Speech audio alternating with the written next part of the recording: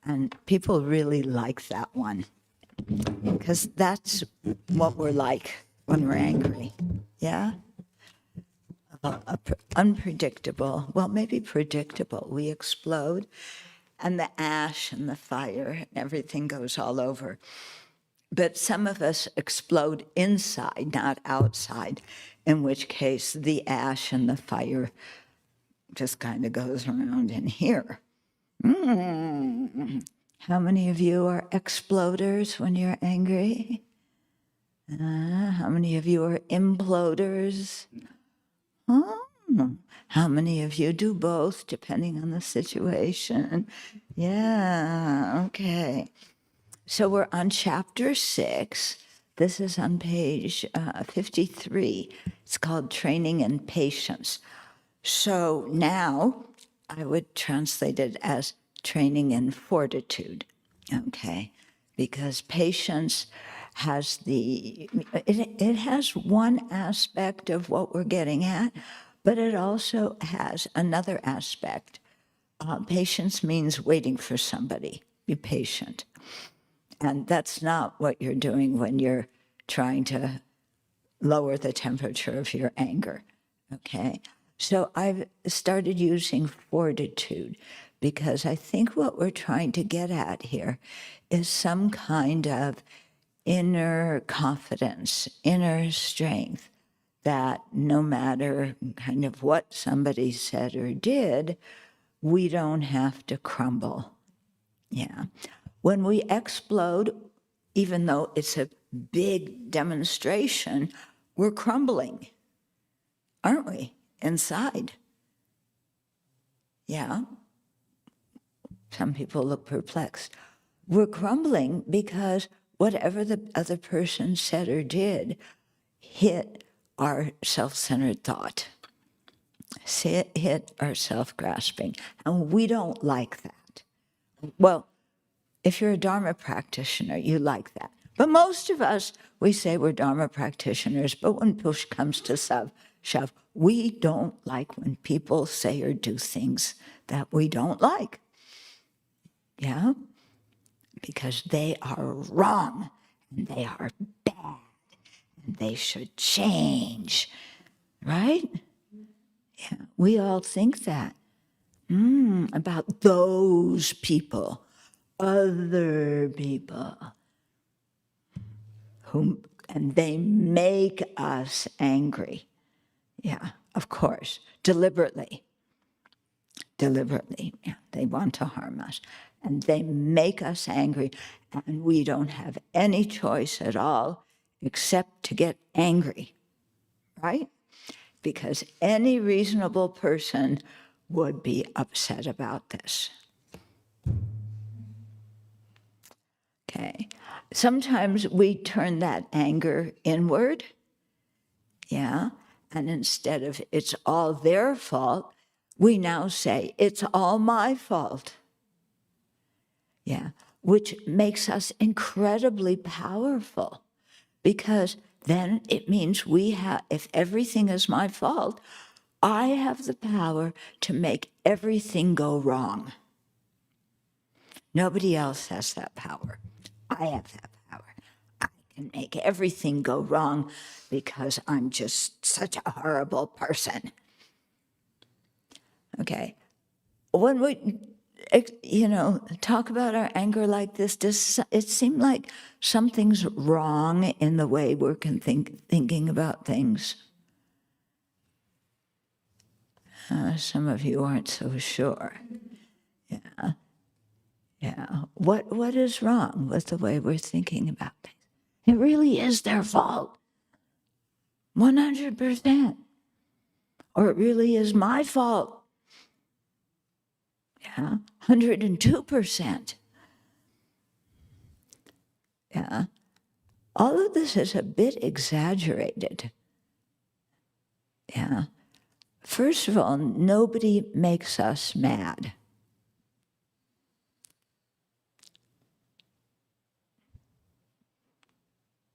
Nobody makes us mad. We get mad in response to something someone has said or done. not because they said or did that, but, because we have the seed of anger in our own minds. If we didn't have that seed of anger, people could do anything and we wouldn't get angry. Yeah. Do you think that's possible? Yeah. If you need an example, think of the Dalai Lama. Yeah. I mean, if anybody should be angry, he should be. His country was overtaken by the communist Chinese government. He was forced to go into exile because the situation was set up where they probably wanted to take him hostage or kill him. And he went over the Himalaya mountains and became a refugee, and he hasn't been able to go back yet. Yeah, there's been environmental destruction in his country. Yeah, it was initially tens of thousands of Tibetans who fled. I think by now it's hundreds and thousands. Yeah, and he's not angry. It's possible. It's possible. Why? Because when we have developed the understanding of why our anger is based on incorrect interpretations, wrong views. Once we see that the anger is not a truthful mind, it's a mind that's a big fat liar. Yeah. Or it could be a skinny liar too.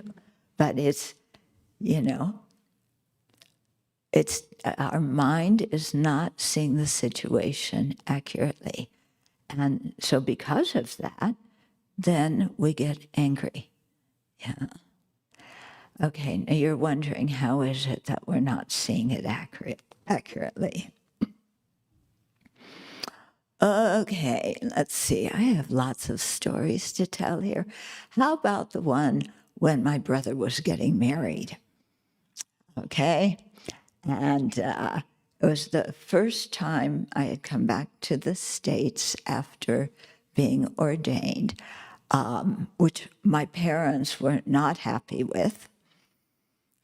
Okay, and my teacher told me to look like a California girl when I go back. So I put on lay clothes and went back so that my mother didn't go hysterical in the middle of Los Angeles International Airport, which I think she would have. Yeah, I'm not exaggerating. And anyway, so one day I was having breakfast with my mom and my brother's fiance and my sister. And my mom said, well, what are you going to wear for the wedding? And before I could say anything, she said, I have the perfect outfit for you. I have a burgundy dress. It goes down to the floor. It's very beautiful, nice cloth. You can wear that. And then, the unsaid part was, then you'll look normal and people won't, ask what in the world their crazy daughter has been doing. And I said, okay. Yeah, end discussion. Then after breakfast, when my mom left, my sister-in-law, my sister said, we can't believe that she told you, you're in your 30s now, what to wear, and you didn't get angry. And I thought about it, because the thought of getting angry didn't occur to me at that point. And I thought, when I was a teenager, when my mom told me what to wear, oh boy, you told me what to wear, I want to wear something different, because you're controlling my life. Yeah, and telling me what time I have to be home when none of my friends, have to be home that early, and it's just not fair. And, da, da, da. And I thought, okay, between teenage years and 30s, oh, there's been some change. Okay. What was the change? When I was a teenager, when my parents told me what to do, it was a threat to my own independence, my own autonomy. Yeah, my own intelligence to be able to make good decisions in my life. Because, when you're 16, you're almost omniscient. At least, you know everything, don't you? And by the time I got into my 30s, I didn't have to assert my autonomy and I didn't have to defend my independence. If it made her happy to tell me what to do and where that, it's okay. Okay, so the whole change was in my mind.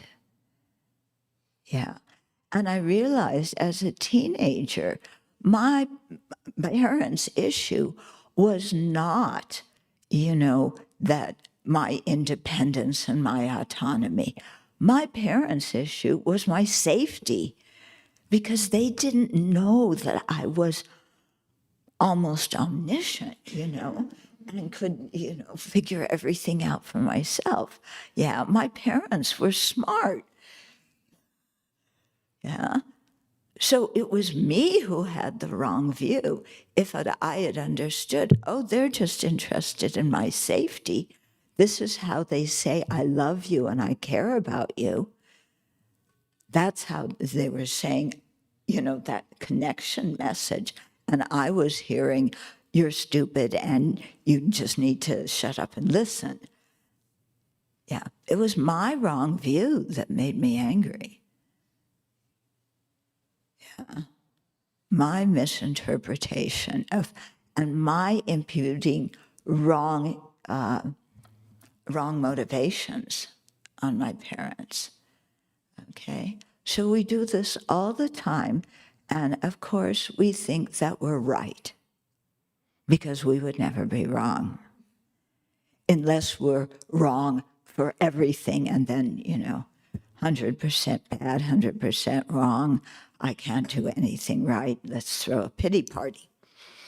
Okay, so chapter 6 is entitled Training in Patience, Training in Fortitude, developing some kind of internal wisdom, some kind of internal strength, so that we don't crumble. Yeah. Okay, so I'm going to read a little bit and then comment and probably throw a few stories in there.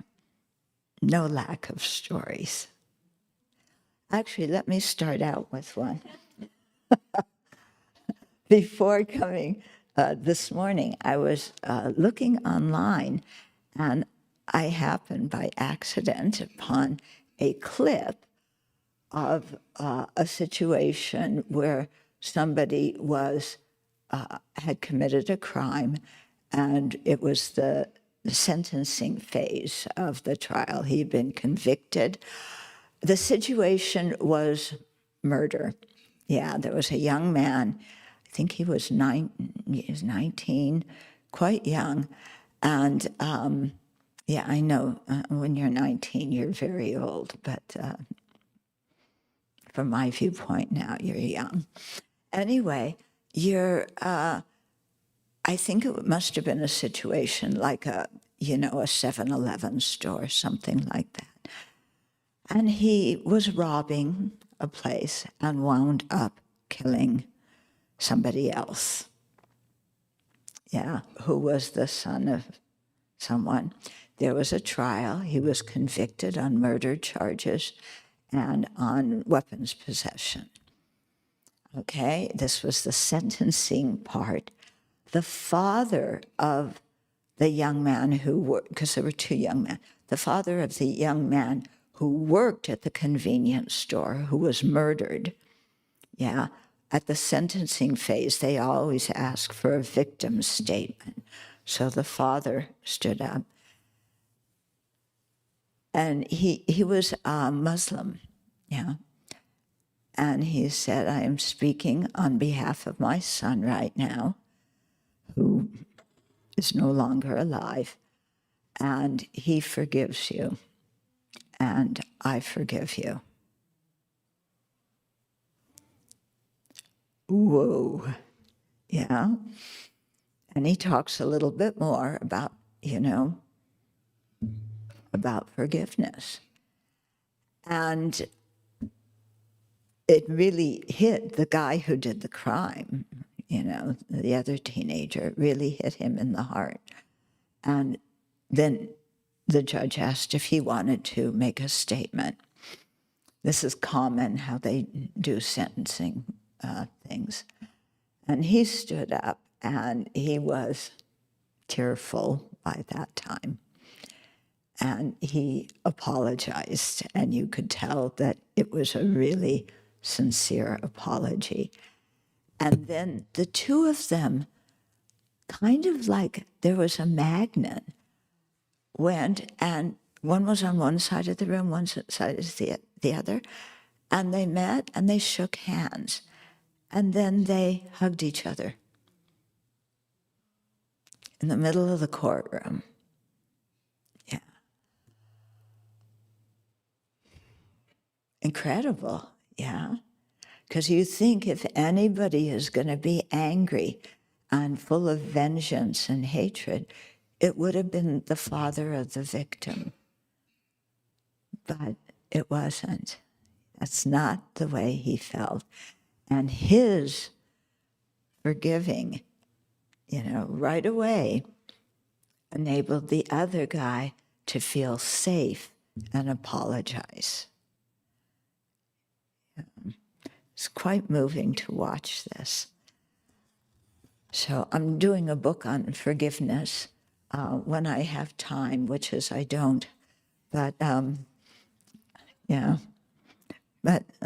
it's going on. Yeah. Okay. So let's start here. The Buddha described a variety of techniques for working with anger by developing fortitude. Many of these are found in A Guide to the Bodhisattva's Way of Life by the great Indian sage Shantideva, as well as in the Lojong, or thought training teachings, in Tibetan Buddhism. And the following chapters in this book will detail some of these ways of working with anger. So the general strategy for working with anger is first to learn and correctly understand the techniques, which often involve reframing a situation so that we look at it from a different viewpoint. Okay? So this challenges us to recognize that there are many perspectives on one situation. We usually think there is my perspective, and which is the right one, and everybody else's is wrong. So first of all, we have to understand there's many perspectives, and we're going to enlarge our mind to look at the situation from some other perspectives. Okay? So we have to learn what they are. Then we begin to practice these techniques in a peaceful environment of a meditation session or reflection time. This familiarizes our mind with and increases our confidence in a repertoire of alternative ways to look at situations that usually make us angry. Okay, so we first have to learn these ways of reframing. Then we have to practice them in our meditation. Yeah, we have to develop familiarity. Yeah, did I say it right? With these techniques in a peaceful environment, so that when we're in a situation when something's being said that we usually react to, we can remember them and we can work with them, okay? It's like learning to drive. You don't just get behind the wheel on day one and go directly to the DMV for your driver's test, because you haven't familiarized yourself with either the rules of the road or how to work the car. Okay, so familiarity is so important. Okay, training ourselves in these techniques when we are not upset and not in a tense situation is important. Just as we drive around an empty parking lot in driver's training to get used to the accelerator, brakes, and steering wheel before going on the highway. So we begin to practice fortitude in a tranquil environment, not a conflict situation. Okay, I learned how to drive in a racetrack parking lot. Yeah, I took driver's ed through our school, and they took us to the racetrack parking lot. But it was good. I learned to drive. Okay, so while sitting quietly, we first remember a situation in which we exploded in anger or an event that brings back feelings of hurt and hostility. Okay, so we think of something that's happened in the past that maybe has faded a little bit in our memory, but as soon as we think about it, we're angry again. Do you know those situations? Somebody's bothered you and time heals. Well, time makes you forget. But so the anger's not so intense. But as soon as you think about it, whoa, the whole thing comes back in technicolor and you start to ruminate, and you go through the whole thing of convicting somebody in our mind. Yeah, we have, if you haven't realized, we have the DA, the prosecutor, no defense attorney, but the jury, the judge, the witnesses on our side. All of those are in here when I'm angry. And I remember the situation, and it's totally obvious. The other person was wrong. I convict them, I prosecute them in my mind. There's, even if the defense attorney shows up, actually he has no argument. Yeah. And, the judge agrees with me. The jury just needs 5 minutes to convict this guy, if that much, of doing something wrong and bad that they shouldn't be doing, and that therefore my anger is justified. Okay, so you bring back that whole situation. Then you start looking at this situation from a different perspective. Yeah, and you begin to see how actually when I see it from a different perspective, I don't have to get angry. Okay, so I'm going to tell you another story. Some people who live here have heard this story. They could probably tell it to you in their sleep. So one person who used to live here,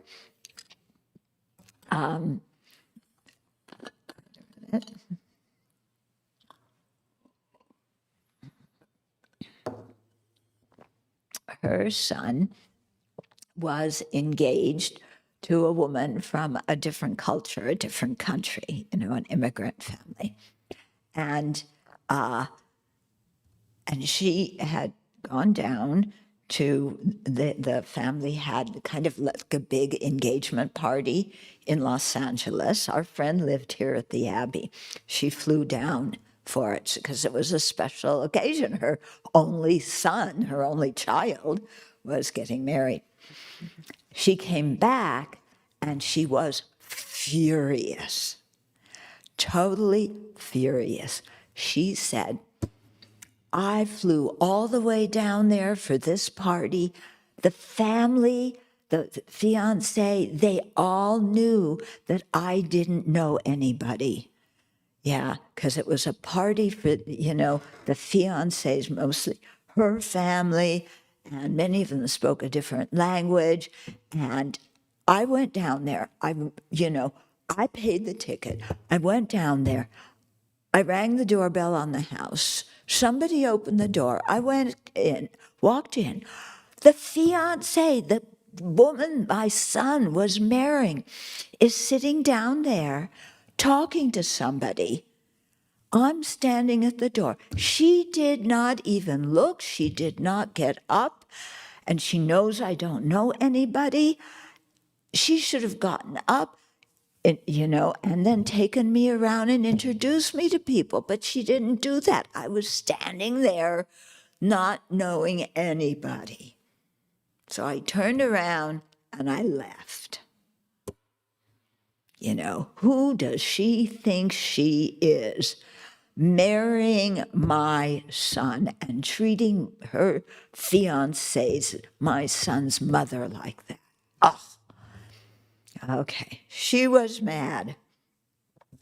So we had been doing an NVC, nonviolent communication course, and she had been part of it. So we said, okay, let's look at this situation from another viewpoint.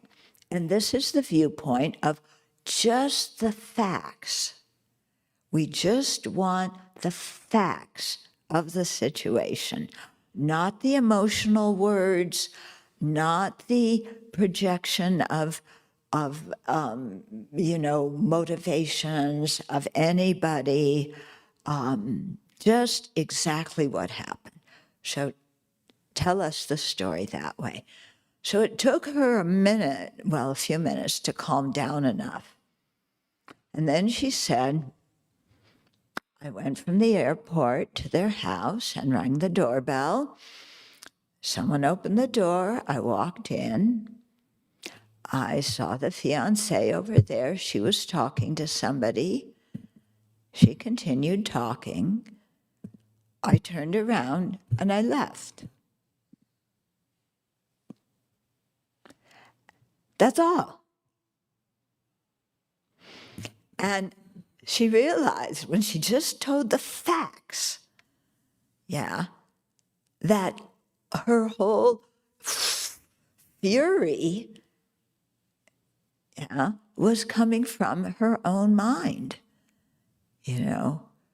her own mind imputing, the daughter-in-law, she's so disrespectful, she's so rude. She knew that I didn't know anybody, but she doesn't care about me. I don't know if she even cares about my son. I care about him. She realized all of that was coming from her.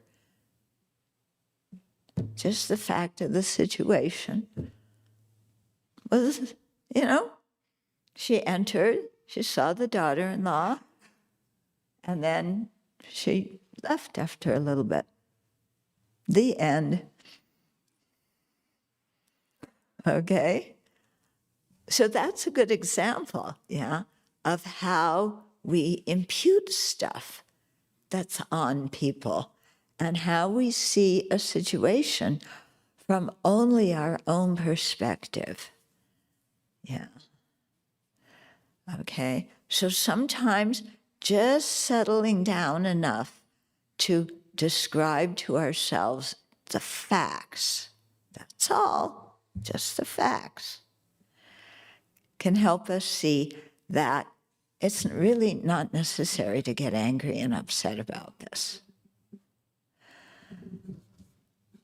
Okay, should I tell another one? Okay, this story I really like. Yeah, you guys have all heard it before. Okay, so my teacher, one of my teachers, Zopa Rinpoche, he is really known, at least in the early days with us first cohort of disciples, of really pounding into us the evil thought of the 8 worldly concerns, and how, what he means by that was all of our attachment to the happiness of this life and our aversion for anything that makes us unhappy.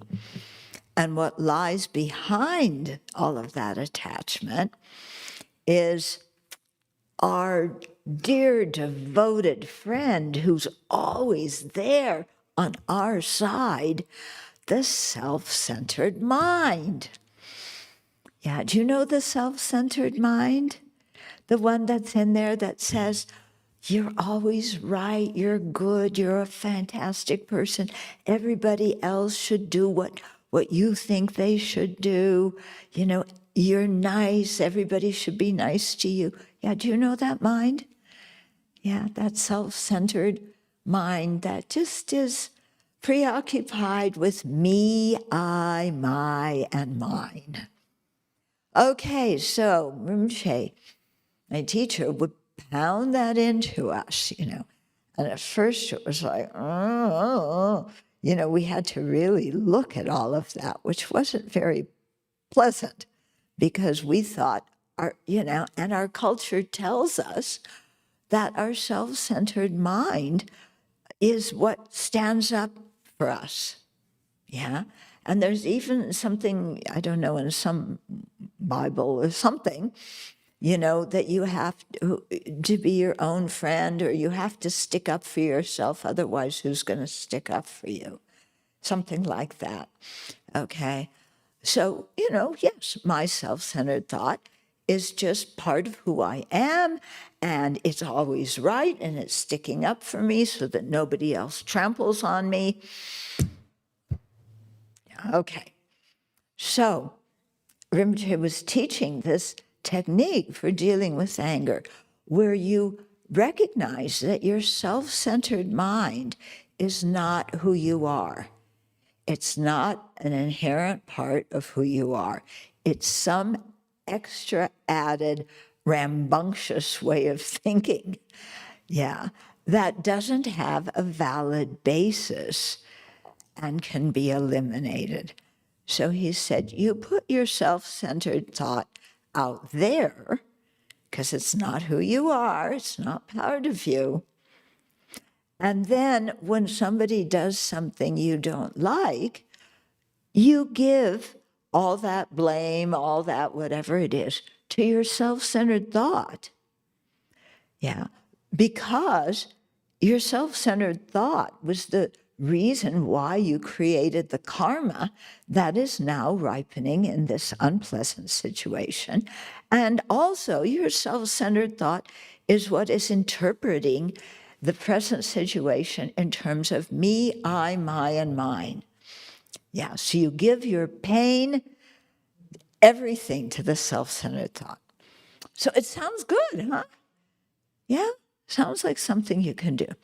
Okay, so I filed that away in my mind of a technique to use, to change the situation when I got angry. Okay, but I didn't really use it because, my self-centered thought did not want me to use that technique because it's always right, and it doesn't want to be challenged. Okay, so it was the year of 1987, and I went to Tibet. Yeah, and I was staying at some Tibetan friend's home, and who was a relative of my teacher. Well, my teacher's previous life, another teacher, his life. You guys met Serkam Rinpoche, were you? This is Serkam Rinpoche's family, the previous Serkam Rinpoche, okay? So it was his family's home, and his attendant was there. I had bumped into his attendant in Lhasa, and we went out there together. And from there, you could take a horse to go to Lamo Latso. Yeah, Lamo Latso is a very famous lake in Tibet. It's down in a valley, kind of a small valley, and you get to it, you have to go up, and you're sitting on a ridge. And this is where when they want to discover and find the next Dalai Lama after the previous one has passed away. They go up there, and then they can look in the lake, and they can see different syllables, different images, and that gives them clues to where to find the next Dalai Lama. So we wanted to make pilgrimage to that lake, yeah, and we were going on horseback.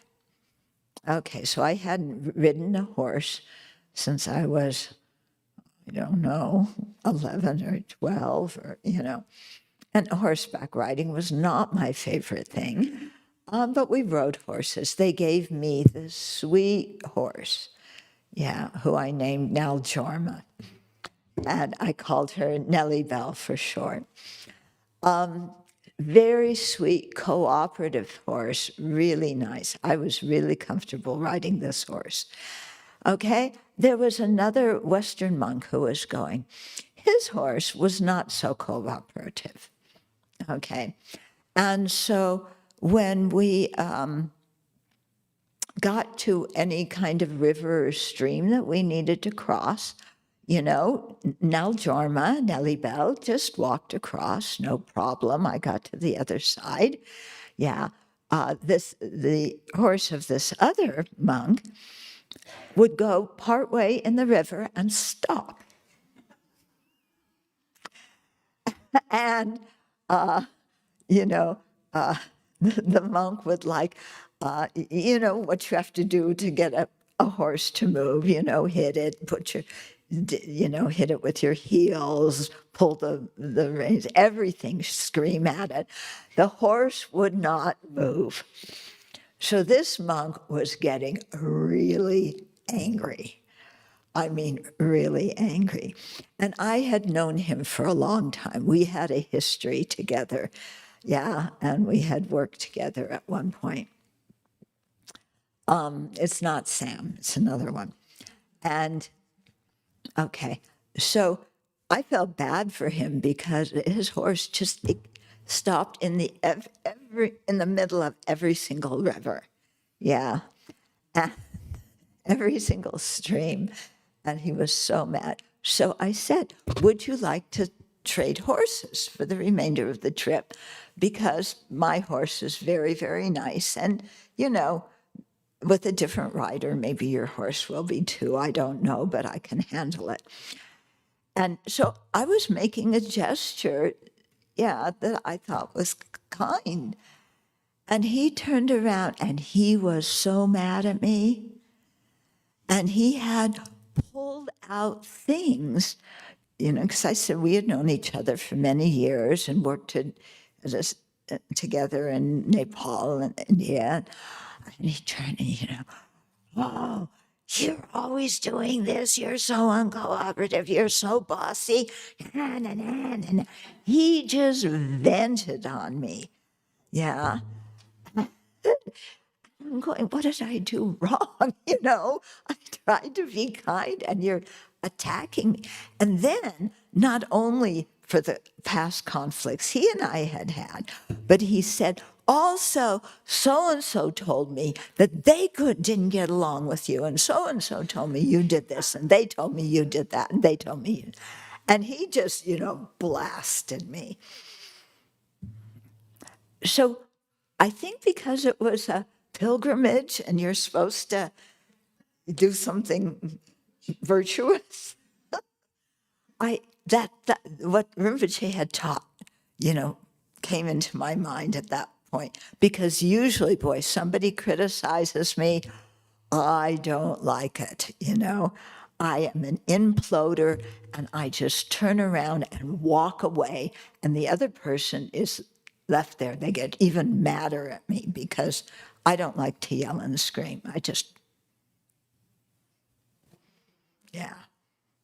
I go and have myself I convict them in the court of me, I, my, and mine.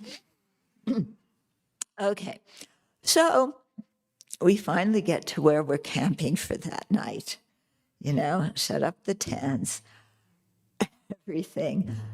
I don't know what he did, but I had surprised myself because, when he started attacking me and telling me all these things that other people had told him about me, I put my self-centered thought out there and I said, okay, self-centered thought, all this blame, all this vitriol goes to you because you're the one, sometime in a previous life, motivated by self-centeredness, I harmed somebody else and blasted them, and now I'm just getting back. And it's your fault, self-centeredness. So you take this and you take that. And when he said this, it's yours. And when he said that, it's yours. And you're the one that he's blasting, And I got really into it, seeing that, yes, it's my own self-centered thought that is so ego-sensitive that I can't stand anything, any unnice word or any hint of something unnice, to my fragile little ego there. I get so angry and upset. And it's your fault, self-centeredness. You're the one who makes me do that. So by the time we camped that evening, my mind was peaceful. I was not upset. And usually, if that had happened and I hadn't practiced like that, I would have ruined the whole trip for everybody because I would have been in a mood. Moods when somebody has hurt your feelings or done something nasty to you that and you're completely the sweet, innocent victim of that person's stupidity, then I would have been like so mad, in a mood. We were a group. It wasn't just him and me. There were other people. And you know how all you need is one person who's in a mood and it influences everybody else in the group. Yeah. Do you know that? Yeah. Yeah. So that's probably what I would have done, all in my self-righteous indignation at what he did. But my mind was peaceful and calm, and it blew me away. It was like, wow, if I actually reframe the situation and look at it from another perspective and really see that, yes, it's my self-centered thought that's the enemy, not this person. If I really did that, then I don't even get angry to start with. Wow. Okay, so that was another technique, And I think it was only because we were on pilgrimage and it was the inspiration of the Buddhas and Bodhisattvas that I remembered it and it was successful. But, we really need to practice these things in our meditation. Yeah. Okay. While sitting quietly, we first remember a situation in which we exploded in anger, or when it says exploded, but it could be imploded.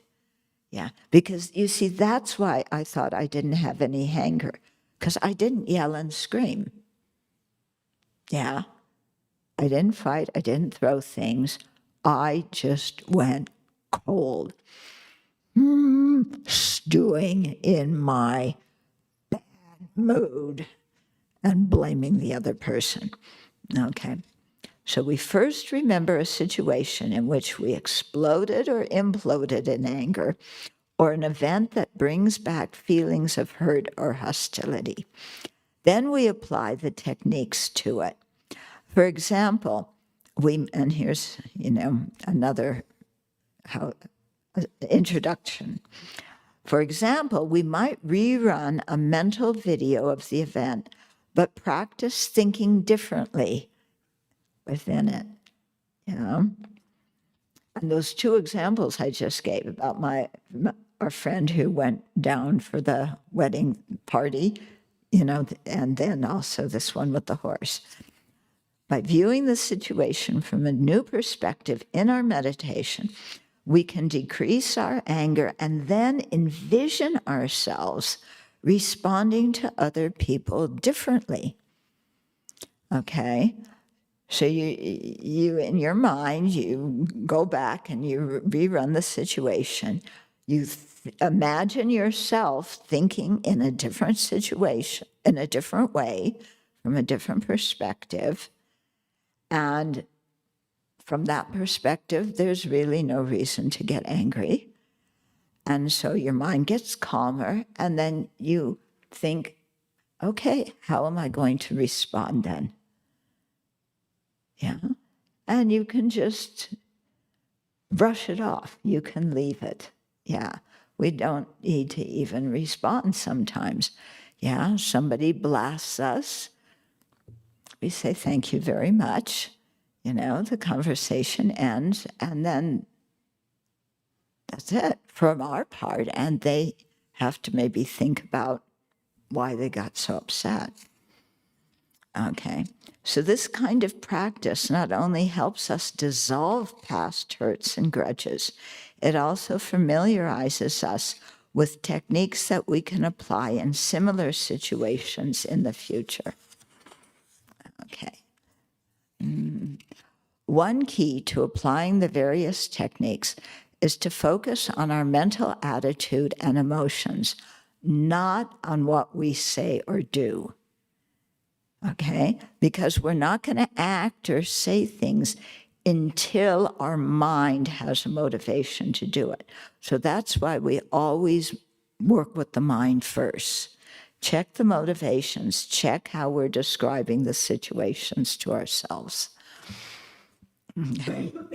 In our American fix-it culture, when we have a conflict, it is all too easy to think, what should I do? Yeah. And I notice when people come to me because they have a problem, they tell me the problem, and their first question is, what should I do? And I always start out with, let's not think about what to do. That's not important. First, we have to look at what's the anger in your mind. Okay. So instead of instantly wanting to fix the problem by changing factors in the external situation, so that tendency to do that comes from an ingrained view that the problem exists outside, independent of us. There's the problem in the other person. However, as discussed before, since the problem begins with the way our mind interprets and reacts to the situation, the solution begins inside our own mind. Okay. Therefore, instead of going around in circles trying to decide what to do, what to say, for the time being, just shelve that urgency to fix the problem and instead focus on transforming our own emotions and our attitudes. Once that is done, what to say or do is not so difficult to decide.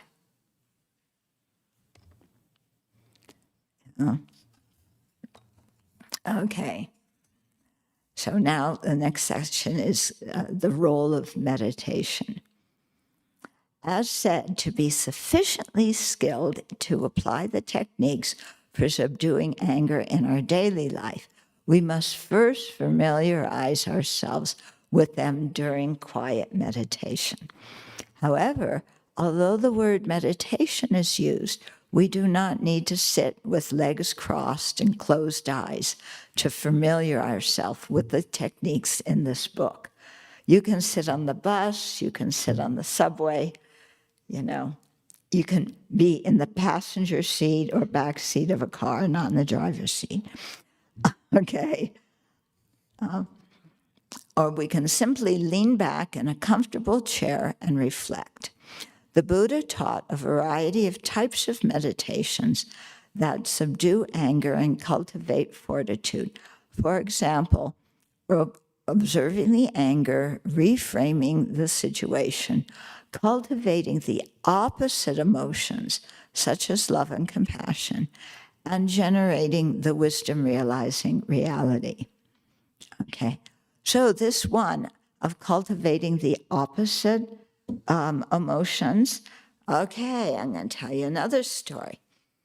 Maybe some of you suffer from this too. How do you feel about the present government and what's happening in the country? I can see that some of you feel the same way I do. Okay? So, it's very easy. How many of you get angry at what's happening and at the people doing those policies and everything? It is so easy to get angry at the officials in the government. I won't mention the chief one. I'm sure you know who I'm talking about.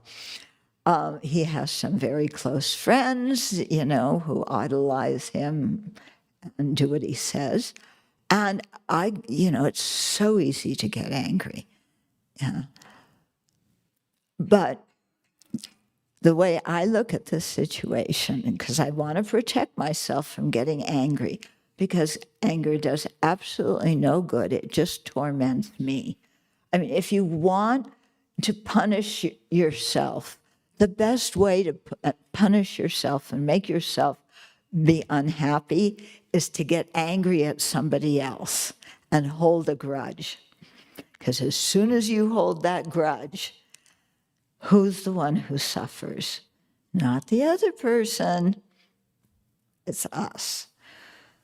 Okay, so instead of getting angry at who, so boy, yeah, every day there's something to get angry at.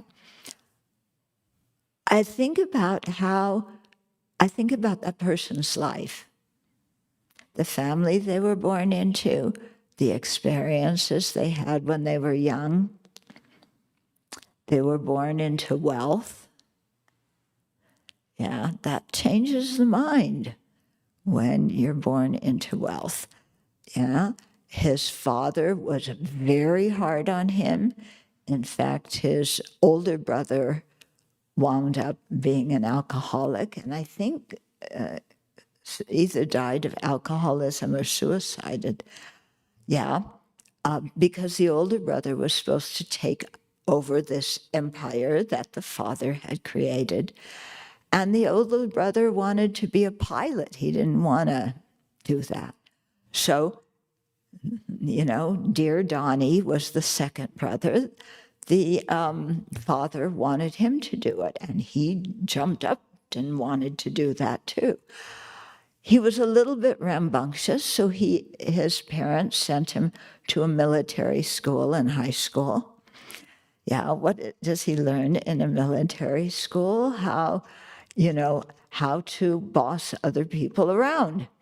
He should have learned how to follow orders, but he was the kind that, got up there, and this is what his father wanted him to do, and, and bossed other people around and became very good at that.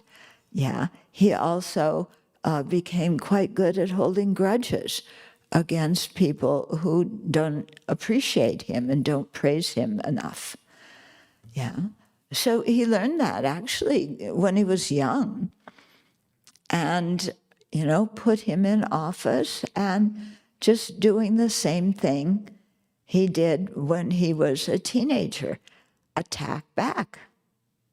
Except now it has more, what he does isn't just influencing another kid on the playground, it's influencing the world. But his way of handling when people don't do things that he likes, because they should do what he likes, because he's always right, then he attacks, and he has access to bombs. and a huge military. And he puts that on the enemy. Okay? He also demands complete loyalty. Yeah. Does somebody who demands loyalty, does that person have self-confidence? Yeah. If you have self-confidence, you don't need other people to fawn over you. You don't need people to sit around and say, you know, to, how are they saying it in the news? Kiss your ass. Yeah. You don't need people to do that. Yeah, because when you have self-confidence, you're not getting your confidence from other people and what they say and think. You're getting it because you see you have some good qualities. You also know you have faults and you're willing to own your faults. Yeah.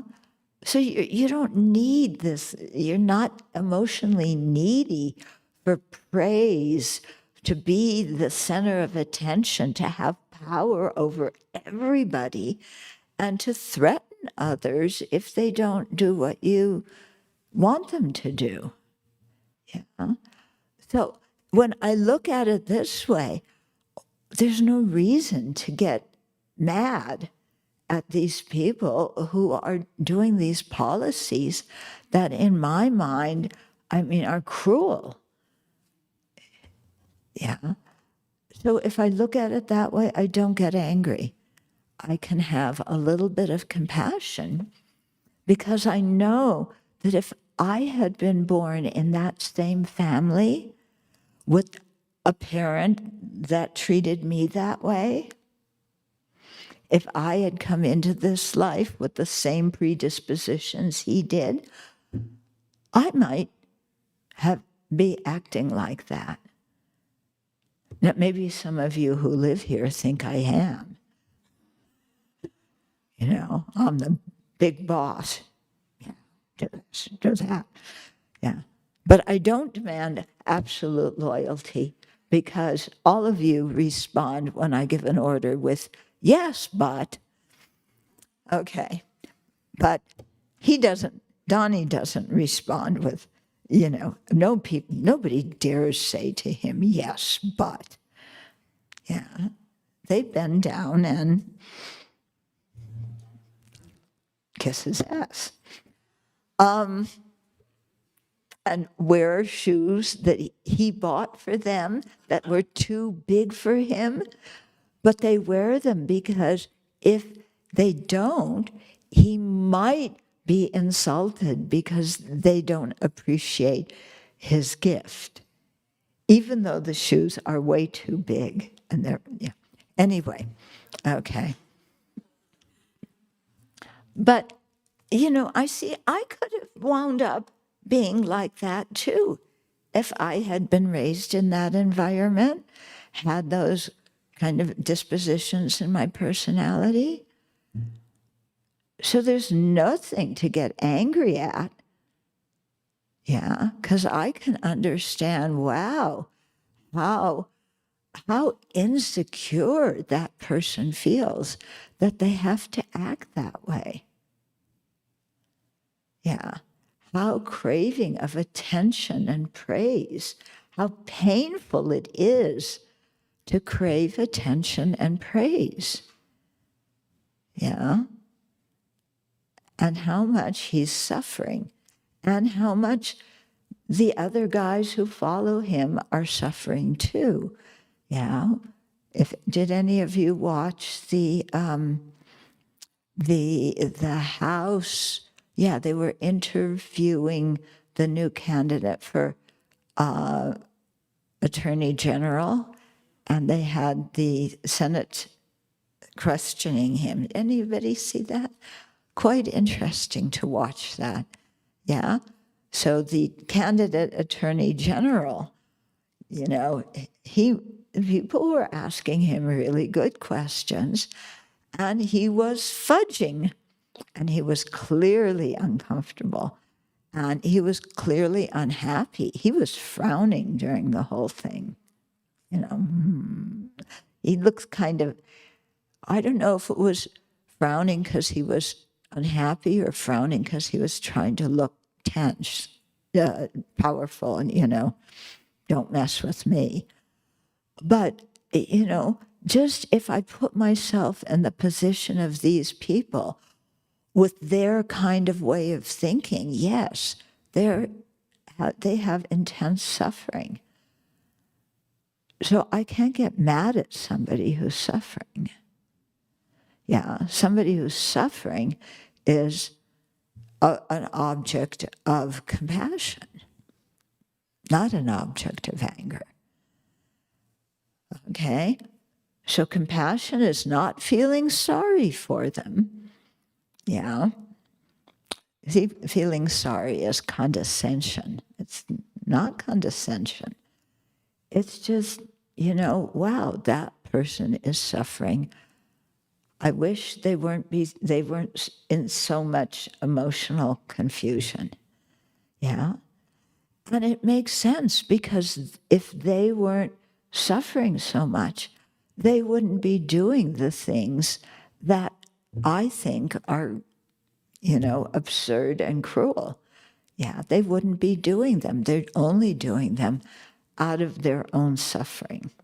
Okay? So I don't get angry. So this is another way to flip the situation so that we don't have to get angry and upset. Okay. So we'll stop with that today. Although there's so many more stories, yeah. I'm sure all of you have lots of stories too to tell about how all those nasty people dump on you and do mean things. Yeah. Okay, we can take one or two questions before you get mad at me because it's lunchtime.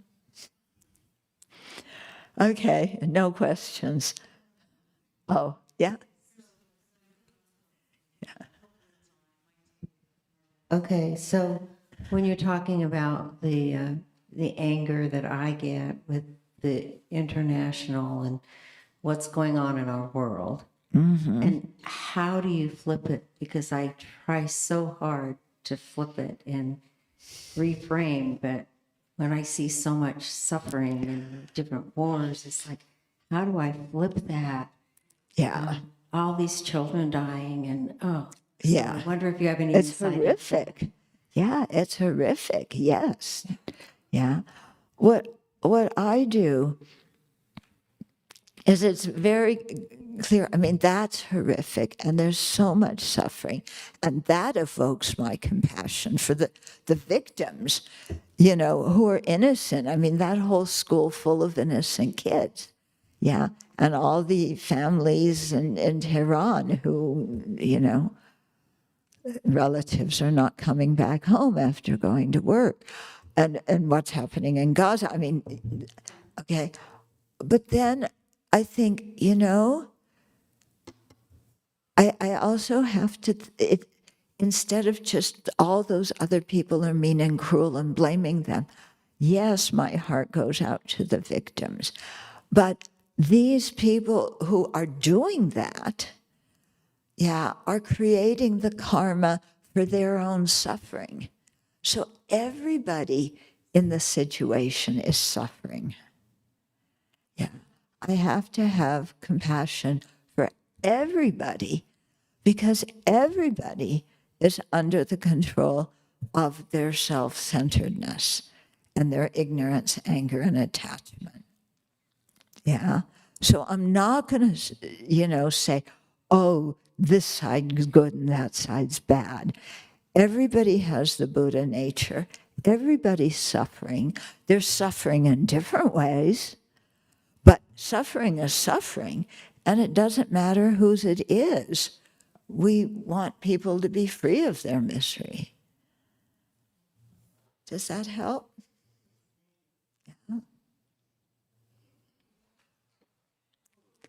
little bit. No, go into it. Yeah. Is there a way maybe to separate out the concept of anger from the concept of what's right and what's wrong and fighting for what's right? Yeah. Okay. So I'm going to just rephrase that according to what is ethical instead of what is right. Because right is always what I think, even if it's unethical. Okay. So to stick up for what is ethical, yes, we must do that. We must. Yeah. But we can do it with compassion without being angry. And we can hold somebody accountable for their unethical and harmful actions, but without hating them and without having a vindictive motivation that wants them to suffer. Okay? We have to work on our own mind to be able to really see the situation from a different viewpoint. Yeah. But His Holiness the Dalai Lama is an incredible example of this. Yeah, because the situation in Tibet, people could look at what went on there, when the Chinese takeover, and what's happening now, where they want to have one ethnic policy, because everybody really is Chinese. Even the Mongolians, even the Manchurians, even the Uyghurs, even the Tibetans, they want to make everybody Chinese. And of course, the minority groups don't want that. Yeah. But His Holiness keeps saying, don't get angry. Don't, do anything hostile towards the Chinese communists. Yeah. Because they're suffering too.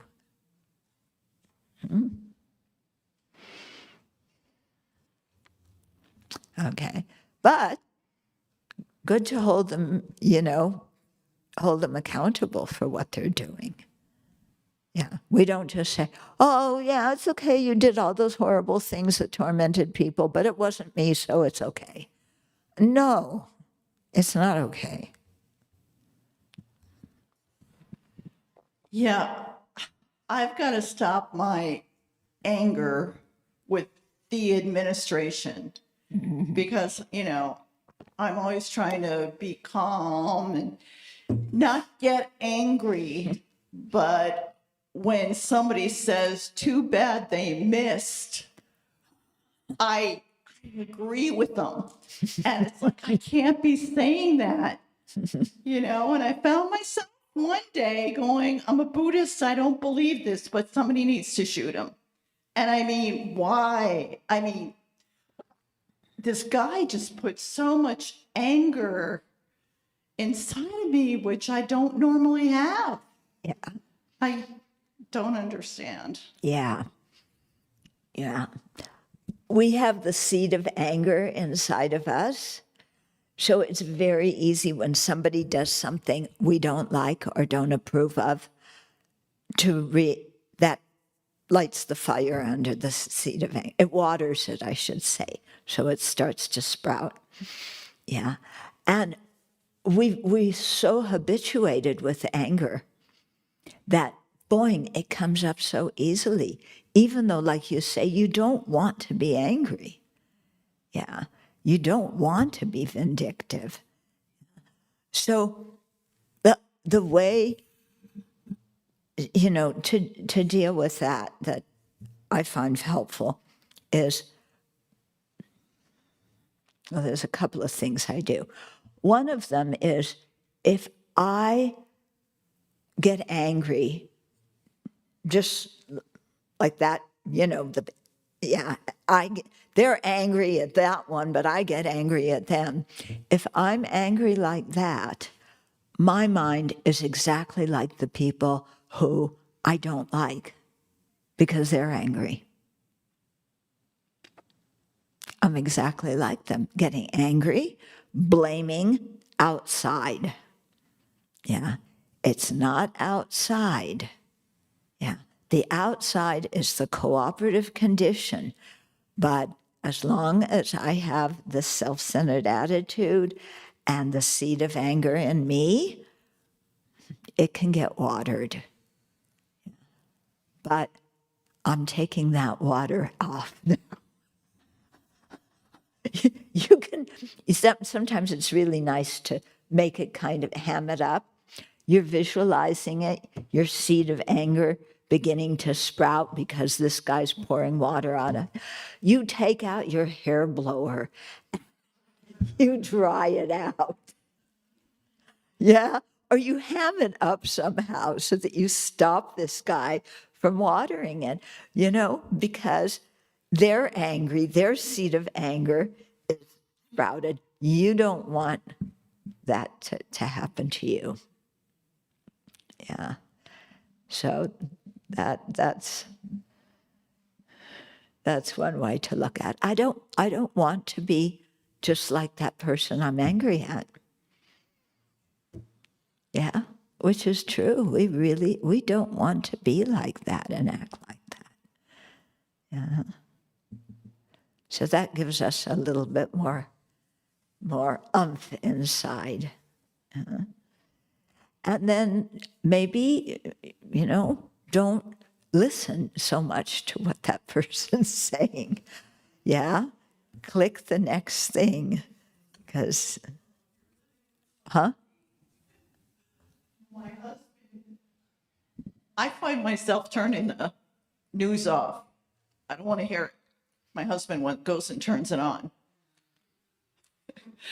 So, yeah. I guess I should just go outside or something. Yeah, you can take a walk.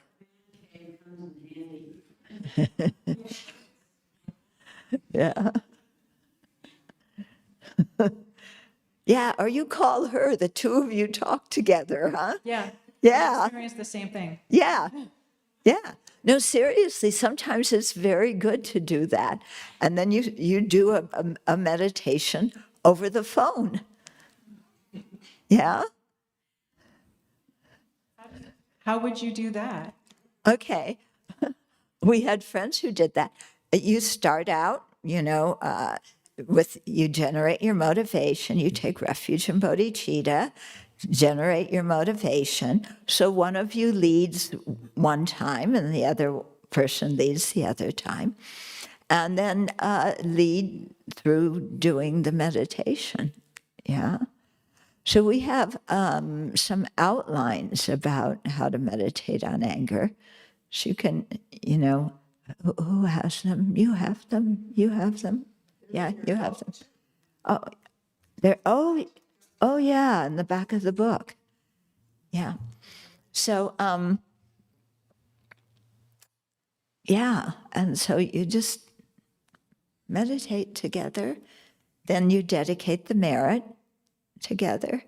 But it's nice because somebody else knows exactly how I feel, and somebody else doesn't want to feel like this, just as I don't want to feel like this.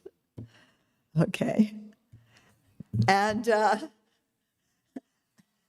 you can also call Chris, who's sitting between the two, and the three of you together can meditate.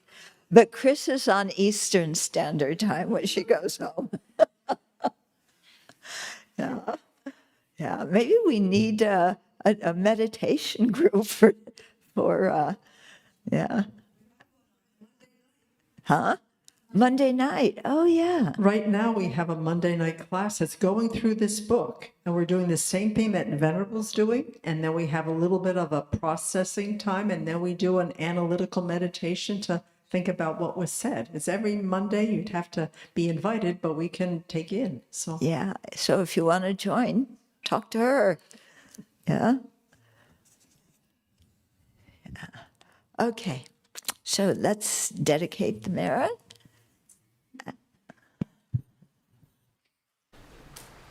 Due to this merit, may we soon attain the awakened state of Guru Buddha, that we may be able to liberate all sentient beings from their sufferings, May the precious Bodhi mind, not yet born, arise and grow. May that born have no decline, but increase forevermore. That last prayer that we did about the bodhicitta, if you ever go, well, I should do it in the past. When I have gone to demonstrations of Tibetans against the Chinese occupation of Tibet, that's what they chant. May the precious Bodhi mind not rise and grow. May that born have no decline, but increase forevermore. So here's a whole group of people protesting, saying, we want to generate compassion. And they say it over and over and over again. Yeah. It's no shouting, no screaming. Yeah, they have signs, but yeah, quite amazing. Okay, lunchtime. But I think they want to say something to you. They usually do before they let you go. Let's rise respectfully for Venerable to leave the hall, and then there's a special message.